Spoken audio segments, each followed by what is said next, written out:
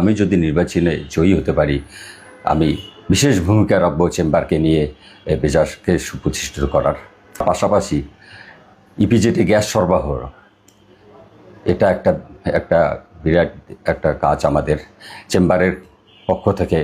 আমি সর্বাত্মক চেষ্টা করব সকলকে নিয়ে সাধারণ ব্যবসায়ীদের কল্যাণের জন্য যেন ইপিজেডে আমরা গ্যাস পাই। আমাদের অনেক সম্ভাবনা রয়েছে, কেননা আমাদের সঙ্গে তুহিন ভাই রয়েছেন।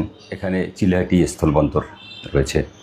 চিলাহাটি স্থলবন্দরের রেলপথটাকে চালু করতে হবে। বন্দর রেলপথ চালু করলে পাথর থেকে শুরু করে সমস্ত আমদানি রপ্তানি এই ব্যবসাগুলোর সুযোগ সৃষ্টি হবে। এখানেও অনেক মানুষের কর্মসংস্থান, ব্যবসায়ীদের কল্যাণের অনেক কিছু সুযোগ রয়েছে। বর্তমান সরকার সাধারণ ব্যবসায়ীদের কল্যাণের জন্য ব্যাংকিং খাতে অনেক নীতিমালা গ্রহণ করেছে।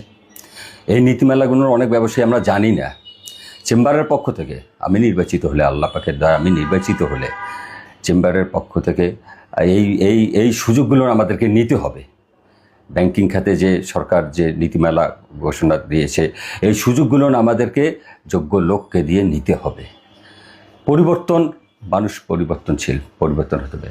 আমি এই প্রথম নির্বাচনে চেম্বারের নির্বাচন করতেছি। বিগত দিনে আমার বাবা, আপনারা সকলে জানেন, আমার বাবা মরহুম নিজামুদ্দিন আহমেদ এই চেম্বারকে প্রতিষ্ঠা করার জন্য তার অক্লান্ত পরিশ্রম ছিল নীলফামারী জেলায়। আমার বাবারও একটা জোরালো ভূমিকা ছিল এই নীলফামারী জেলায় চেম্বারটিকে প্রতিষ্ঠা করার, এবং আমার বাবা এই চেম্বারের জন্য অনেক কাজ করে গেছেন। আমি ব্যবসায়ী পরিবারেই আমার জন্ম। আমি নিজে একজন বিসিএসসি সারের ডিলার, আরও অনেক ব্যবসা রয়েছেন আমার পরিবারের ব্যবসা রয়েছেন। নির্বাচনী ওয়াদা যে সাধারণ ব্যবসায়ীদের কল্যাণের জন্য যা কিছু করা দরকার আমাকে তাই করতে হবে। আল্লাহ পাক যদি আমাকে এই সুযোগ দেন, আমি অবশ্যই তা করব।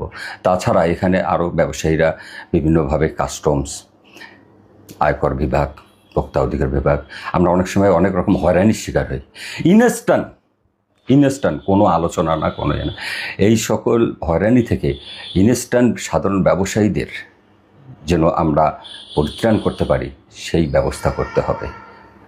আলোচনার মধ্য দিয়ে, প্রশাসনের সহযোগিতার মধ্য দিয়ে, সব কিছুর একটা সৌহার্দ্যপূর্ণ পরিবেশের মধ্য দিয়ে আমাদেরকে এই সকল যে অপ্রীতিকর অবস্থায় পড়ে সাধারণ ব্যবসায়ী, সেখান থেকে আমাদেরকে পরিত্রাণ পেতে হবে। আমি তার জন্য অগ্রণী ভূমিকা পালন করব। পরিশেষে আমি সকল ব্যবসায়ী ভাই বোন সকলের কাছে আকুল আবেদন করছি, আপনারা কেউ আমার বাবার বন্ধু, কেউ আমার বন্ধু, আমার চাচার বন্ধু, আমার ভাইয়ের বন্ধু, আমি ব্যবসায়ী পরিবারের সন্তান।